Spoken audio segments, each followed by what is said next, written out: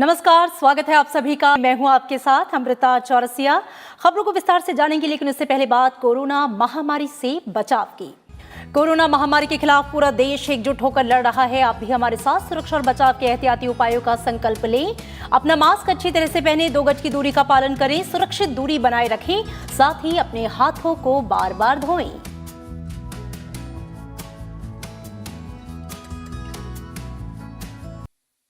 केंद्रीय कैबिनेट ने बुनियादी ढांचा क्षेत्र की परियोजनाओं को लंबी अवधि का कर्ज देने के लिए एक नए राष्ट्रीय बैंक यानी कि डेवलपमेंट फाइनेंस इंस्टीट्यूशन के गठन को मंजूरी दी है।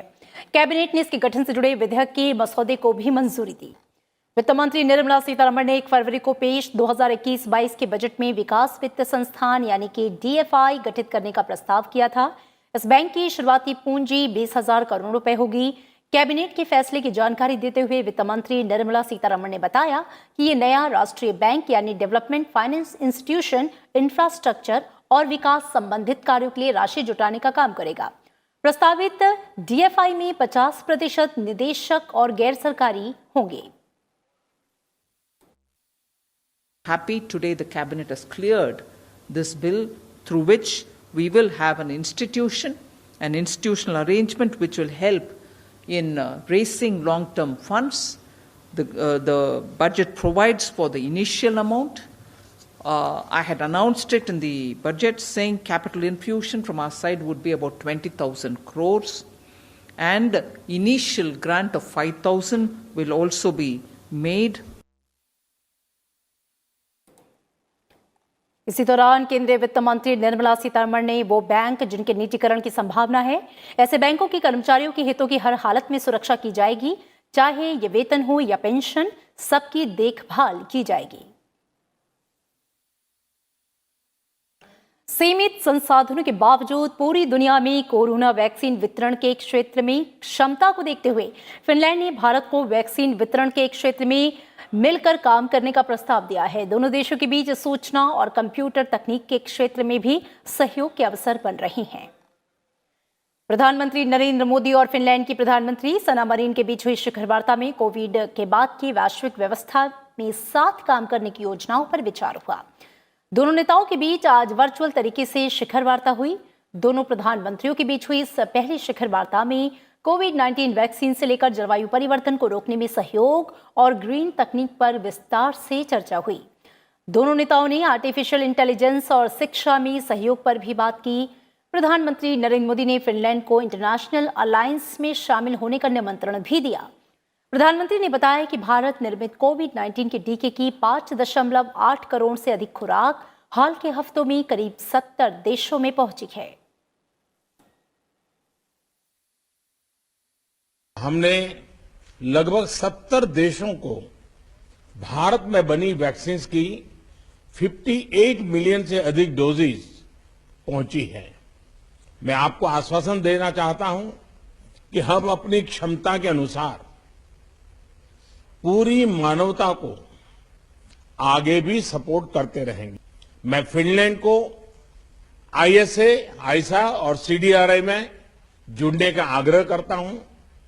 फिनलैंड की क्षमता और विशेषज्ञता में इन अंतर्राष्ट्रीय संस्थाओं को आपकी जो महारत है इसका लाभ मिलेगा। मुझे प्रसन्नता है कि आज हम ICT, मोबाइल टेक्नोलॉजी और डिजिटल एजुकेशन के क्षेत्र में एक नई पार्टनरशिप घोषित कर रहे हैं। हमारे शिक्षा मंत्रालय भी एक हाई लेवल डायलॉग आरंभ कर रहे हैं। I want to recognize the efforts of India in extensive vaccination program, and you are among the world leading vaccine manufacturers. In Finland, we're also developing corona vaccines, among them a nasally administered vaccine. This could possibly help in vaccine distribution also in developing countries. We want to, through green technology, solve climate change problems. I see that we have good commercial cooperation possibilities with India in the field of technology and research.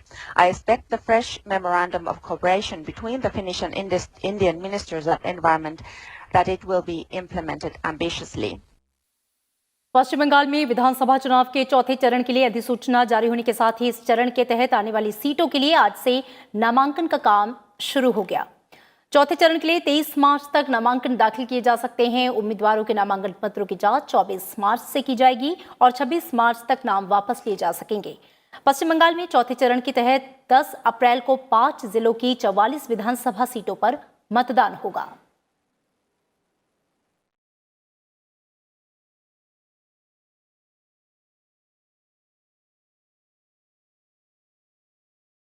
पश्चिम बंगाल की 294 सीटों पर कुल 8 चरणों में चुनाव कराए जा रहे हैं और वोटों की गिनती 2 मई को होगी।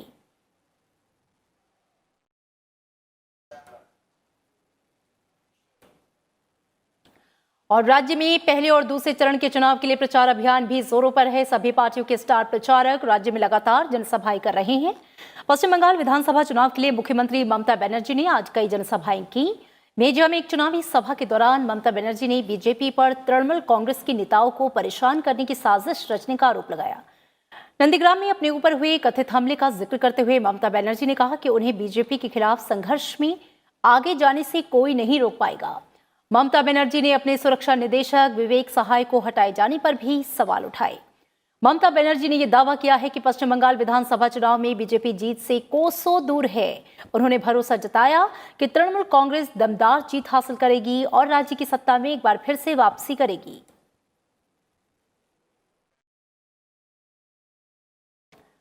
और इधर बीजेपी के स्टार प्रचारक भी चुनावी मैदान में पूरे दम के साथ जुटे हैं। बीजेपी अध्यक्ष जेपी नड्डा, रक्षा मंत्री राजनाथ सिंह और उत्तर प्रदेश के मुख्यमंत्री योगी आदित्यनाथ ने भी आज पश्चिम बंगाल में कई जनसभाएं की। बीजेपी अध्यक्ष जेपी नड्डा ने विष्णुपुर और कोटुलपुर में जनसभाएं की। उन्होंने कहा कि पश्चिम बंगाल में मां माटी मानुष के नाम पर सत्ता में आई ममता सरकार ने बंगाल की जनता के साथ धोखा किया। उन्होंने कहा कि प्रदेश में आने वाली बीजेपी सरकार में सबका साथ, सबका विकास और सबका विश्वास होगा। उन्होंने पश्चिम बंगाल को विकास युक्त और भ्रष्टाचार मुक्त बनाने का वादा फिर से दोहराया। जेपी नड्डा ने बीजेपी का शक्ति प्रदर्शन करते हुए जिले के विष्णुपुर में रोड शो किया, जहां 27 मार्च को पहले और 1 अप्रैल को दूसरे चरण का मतदान होना है। इधर रक्षा मंत्री राजनाथ सिंह ने भी आज पश्चिम बंगाल में 3 चुनावी जनसभाओं को संबोधित किया। उन्होंने कहा कि पश्चिम बंगाल की जनता तृणमूल कांग्रेस के कुशासन और भ्रष्टाचार से त्रस्त है। राजनाथ सिंह ने कहा कि इस बार के विधानसभा चुनाव में प्रदेश की जनता ने परिवर्तन का मन बना लिया है और आने वाले 2 मई को पश्चिम बंगाल में असोल परिवर्तन होने जा रहा है।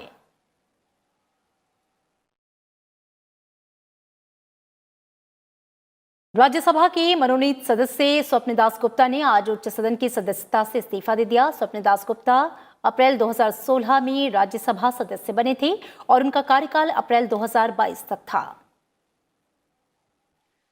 स्वपन दास गुप्ता को बीजेपी ने पश्चिम बंगाल विधानसभा चुनाव में अपना उम्मीदवार घोषित किया है। पार्टी ने स्वपन दास गुप्ता को तारकेश्वर विधानसभा सीट से उम्मीदवार बनाया। उन्होंने खुद ट्विटर पर अपने इस्तीफे के बारे में पुष्टि की। स्वपन दास गुप्ता ने लिखा कि पश्चिम बंगाल की लड़ाई में खुद को समर्पित करने के लिए उन्होंने राज्यसभा की सदस्यता से इस्तीफा दिया। स्वपन दास गुप्ता ने उम्मीद जताई है कि वे अगले कुछ दिनों में तारकेश्वर विधानसभा सीट के लिए बीजेपी उम्मीदवार के रूप में अपना नामांकन दाखिल करेंगे। और इधर केरल में भी 6 अप्रैल को होने वाले विधानसभा चुनाव के लिए नामांकन का काम जो है वो जारी है। केरल के पूर्व मुख्यमंत्री और कांग्रेस के वरिष्ठ नेता ओमान चांडी कोट्टायम जिले के पुथुपल्ली सीट से आज पर्चा दाखिल करेंगे। पिछले साल सितंबर में ही ओमान चांडी ने राज्य विधानसभा सदस्य के रूप में अपने 50 साल पूरे किए। ओमान चांडी पिछले 11 बार से पुथुपल्ली सीट से विजेता रहे हैं। ओमान चांडी के खिलाफ सीपीएम ने युवा नेता जैक्सी थॉमस चुनाव मैदान में उतारा है, जबकि बीजेपी ने एन हरी को अपना उम्मीदवार बनाया। इधर विपक्ष के नेता रमेश चेन्नीथला ने भी आज आलपुझा के हरिपद विधानसभा क्षेत्र से नामांकन दाखिल किया। चेन्नीथला 1982 में पहली बार यहां से चुनाव लड़ने के बाद से कभी नहीं हारे। राज्य की 140 विधानसभा सीटों के लिए 6 अप्रैल को मतदान होना है और वोटों की गिनती 2 मई को होगी। और चुनाव आयोग ने कर्नाटक और आंध्र प्रदेश में एक लोकसभा सीट और 11 राज्यों में 14 विधानसभा सीटों के लिए 17 अप्रैल को उपचुनाव कराने की घोषणा की है। आंध्र प्रदेश की तिरुपति लोकसभा सीट यहां के सांसद वाईएसआर कांग्रेस के बाली दुर्गा प्रसाद राव के निधन से खाली हुई है, दुर्गा प्रसाद राव का पिछले साल सितंबर में कोविड-19 के कारण निधन हो गया था। कर्नाटक की बेलगाम लोकसभा सीट पिछले साल सितंबर में पूर्व केंद्रीय मंत्री सुरेश अंगड़ी के निधन के कारण खाली हुई थी। निर्वाचन आयोग ने 14 विधानसभा सीटों पर भी उपचुनाव की घोषणा की है। इनमें 3 विधानसभा सीट राजस्थान में, 2 सीट कर्नाटक में और एक विधानसभा सीट गुजरात, झारखंड, मध्य प्रदेश, महाराष्ट्र, मिजोरम, नागालैंड, ओडिशा, तेलंगाना और उत्तराखंड में है। और इसी दिन पश्चिम बंगाल विधानसभा चुनाव के 5वें चरण के लिए वोटिंग होगी। उपचुनाव के लिए वोटों को 2 मई को गिना जाएगा।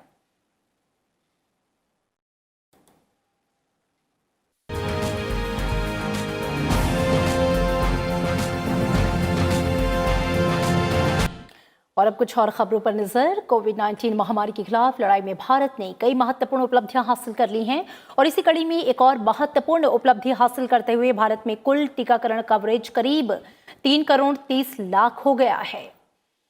कल भारत में 30 लाख से अधिक वैक्सीन के टीके लगाए जाने के साथ ही एक दिन में सर्वाधिक टीकाकरण का आंकड़ा दर्ज किया गया। 60 वर्ष से अधिक आयु के लाभार्थियों का कवरेज केवल 15 दिनों में 1 करोड़ को पार कर गया है। देश में 5,55,984 सत्रों के जरिए 3 करोड़ 29,47,000 से ज्यादा वैक्सीन की डोज लोगों को दी जा चुकी है।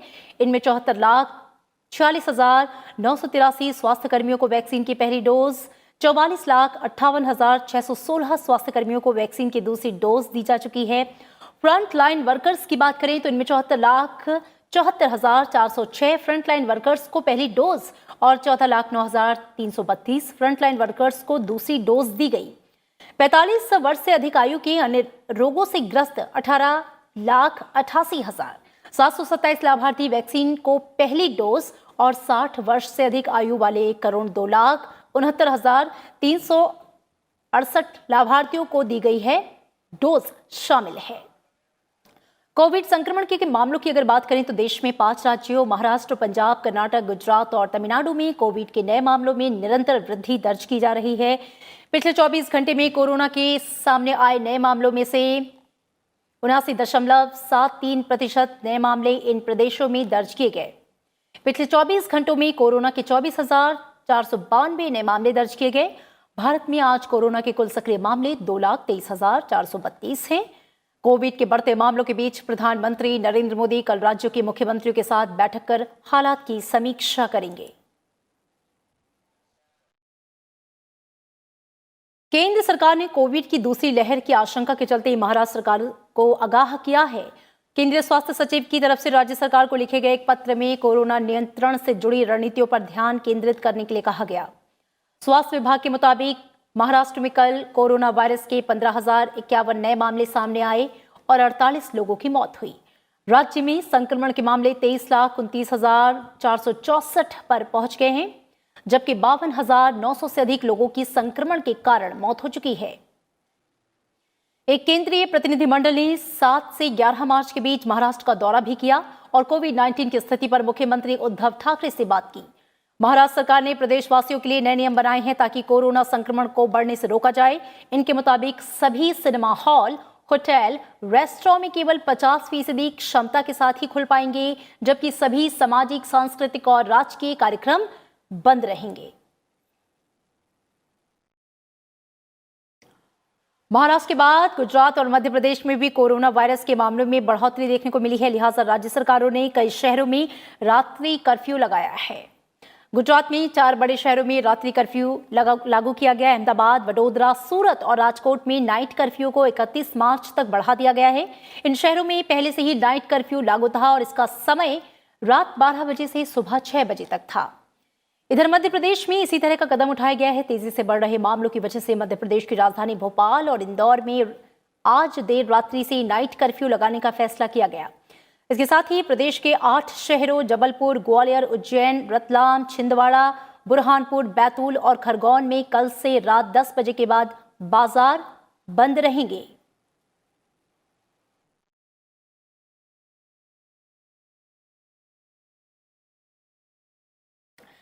और फिलहाल आपसे लेना चाहेंगे विदा, लेकिन चलते चलते एक बार फिर आपसे कोविड महामारी से बचाव की अपील।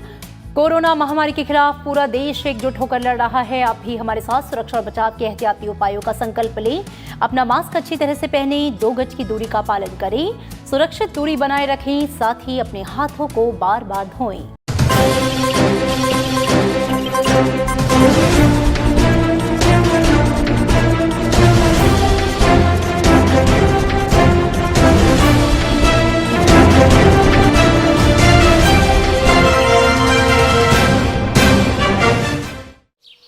ओ काका, वो आए शहर, ले आए खाद बीज। हाँ भाई, लेके तो आया हूँ, पर क्या कहूँ, महंगाई इतनी हो गई है कि समझ में नहीं आता है कि खेती करे कैसे। फसल भी अच्छी नहीं होती है, ये दवाइयाँ नहीं डालूँ तो कर्जा करके लाओ, कैसे भी लाओ, लाना तो पड़ेगा ही। और ये दवाई की दुकान का कर्जा तो ख़त्म होने का नाम नहीं लेता। लाना तो मुझे भी है, पर सब कुछ इतना महंगा है, कहाँ से लाऊं, किससे खरीदूं, किसके पास सही दामों में मिलेगा और क्वालिटी उत्पाद भी मिलेगा या नहीं। अपनी फसलों की सही दवाओं के लिए दूर दूर तक शहरों में जाना और दवाओं को लाना पड़ता है। फसलों के लिए दवाएं सही है या नहीं, ये जानकारी भी नहीं होती। फसलों की कटाई पर सही दाम मिलेंगे या नहीं, इन तमाम मुश्किलों से दूर होने के लिए आइए खेती बाड़ी केंद्र। खेती बाड़ी केंद्र एक ऑनलाइन सेवा केंद्र है जिससे आप अपने मोबाइल के द्वारा जुड़ सकते हैं, जहां आपको अपनी खेती के लिए सही प्रकार की दवाएं मिलेंगी, वो भी होलसेल मूल्य पर। वो सभी दवाएं सीधा निर्माता से लेकर आप तक पहुंचाते हैं, यानी कि बीच में होने वाले सारे खर्च की बचत आपकी जेब में। साथ ही साथ दवाओं को लाने और ले जाने की झंझट से भी छुटकारा। अपनी मुश्किलों को दूर करने के लिए आप खेती बाड़ी केंद्र पर एक मिस कॉल करें। खेती बाड़ी केंद्र का किसान मित्र आपसे तुरंत संपर्क करेगा और आपको सभी जरूरी जानकारी देगा। खेती बाड़ी केंद्र की फ्रेंचाइजी लेकर खेती बाड़ी मित्र बनिए और किसानों की सेवा कर देश की तरक्की में भागीदार बने। आज ही संपर्क करें नीचे दिए गए नंबर पर और खेती बाड़ी केंद्र से जुड़े। ये है खेती बाड़ी केंद्र ऐप। अच्छा, किसानों की सरदारी, उन्नत खेती बाड़ी। खेती बाड़ी केंद्र, देश के अन्नदाता की दुकान।